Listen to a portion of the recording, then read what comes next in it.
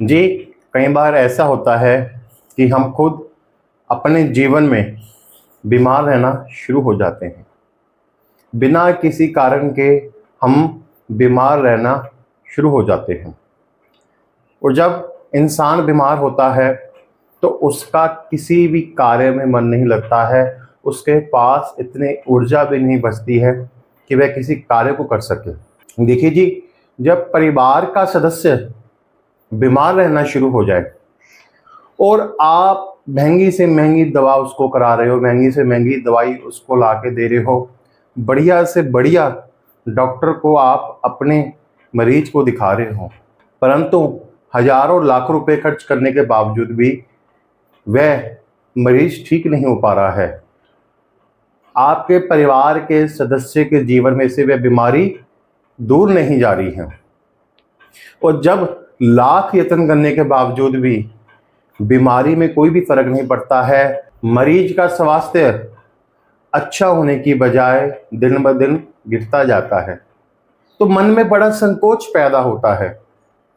कई बार अक्सर हम ये सोचने लग पड़ जाते हैं कि किसी ने कुछ कर तो नहीं दिया है, या कोई तंत्र बाधा तो नहीं है, या फिर किसी ने कुछ मेरे परिवार के सदस्य कुछ खिला तो नहीं दिया है, या किसी ने ईर्ष्या के कारण कोई ऐसी विधि का प्रयोग तो नहीं कर दिया है जिसके कारण मेरे परिवार में बीमारी आ गई है और मेरे घर में से यह बीमारी दूर जाने का नाम नहीं ले रही है।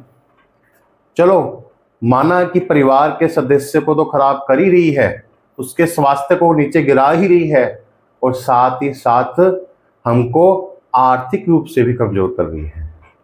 परंतु देखिए जी, इंसान पैसों से नहीं डरता है, पैसों के खर्चों से नहीं डरता है, परंतु जब आपके हजारों लाखों रुपए खर्च करने के बावजूद भी मरीज ठीक ना हो, आपके परिवार का सदस्य ठीक ना हो, तो मन में बहुत ठेस पहुंचती है।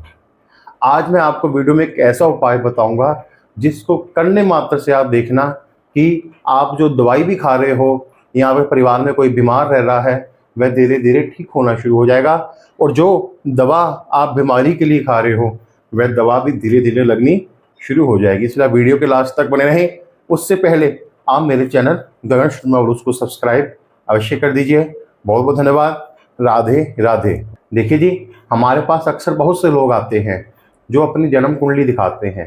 कईयों के जीवन में आर्थिक समस्या आ रही होती है, कईयों के जीवन में स्वास्थ्य से संबंधित समस्या आ रही होती है, कईयों के परिवार से संबंधित समस्या आ रही होती है। तो हम उनकी जन्म कुंडली का विश्लेषण करके उनको उचित से उचित उपाय बता देते हैं ताकि उनके जीवन में जो समस्याएं आ रही हैं वह धीरे धीरे दूर होनी शुरू हो जाए। परंतु एक सबसे बड़ी समस्या कब आती है? जब इंसान की जन्म कुंडली ना हो।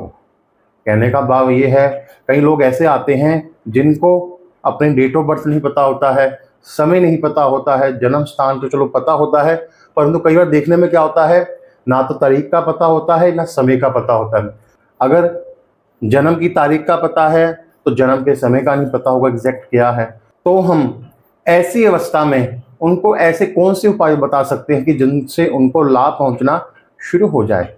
देखिए जी, लाल किताब में ऐसे बहुत से उपाय बताए गए हैं जिनको कि आप सामान्य रूप से हर व्यक्ति कर सकता है। अगर किसी के जीवन में स्वास्थ्य से संबंधित समस्या आ रही है तो आप ये उपाय कर सकते हो। अगर धन से संबंधित समस्या आ रही है तो आप ये उपाय कर सकते हो। अगर आपके परिवार में लड़ाई झगड़ा रह रहा है तो आप ये उपाय कर सकते हो।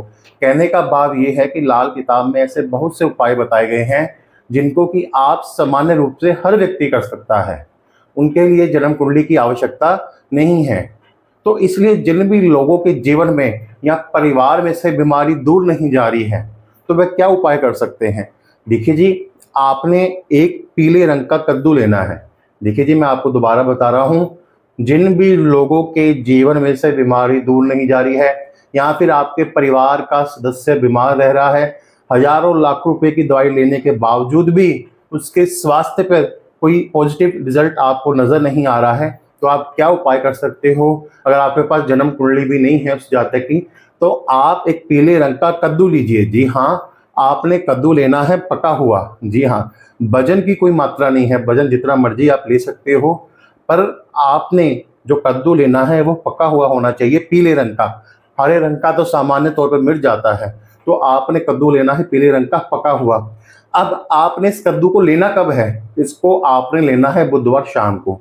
अब आप क्या करोगे, इस कद्दू को आप घर में ले आइए। जी हाँ, बुधवार शाम आप इसको घर ले आइए। आप इसको रात को मरीज के सिरहाने रख दीजिए। जी हाँ, आपके परिवार का सदस्य जो बीमार रहता है, जिसको स्वास्थ्य से संबंधित परेशानियां आ रही हैं, इस कद्दू को आप उसके सिरहाने पर रख दीजिए। अब अगले दिन जब वीरवार होगा, आप इस कद्दू को किसी नज़दीक के मंदिर ले जाइए और सूर्योदय के बाद किसी मंदिर में चढ़ा के आ जाइए। मात्र इसी उपाय से देखना कि आपके परिवार का सदस्य जिसका स्वास्थ्य ठीक नहीं रह रहा था, स्वास्थ्य दिन ब दिन गिरता जा रहा था, मात्र इसी उपाय से देखना कि उसको स्वास्थ्य लाभ पहुंचना शुरू हो जाएगा। इस उपाय को आप लगातार वीरवार को करते रहिए, आप देखना कि आपको अवश्य लाभ होगा। देखिए जी, इस उपाय का सबसे बड़ा फायदा एक तो ये होगा कि आपके घर में से बीमारी धीरे धीरे दूर होनी शुरू हो जाएगी, और जिन भी लोगों की जन्म कुंडली नहीं है वे इस उपाय को सामान्य रूप से कर सकते हैं, जिनके जीवन में स्वास्थ्य से संबंधित परेशानियां आ रही हैं।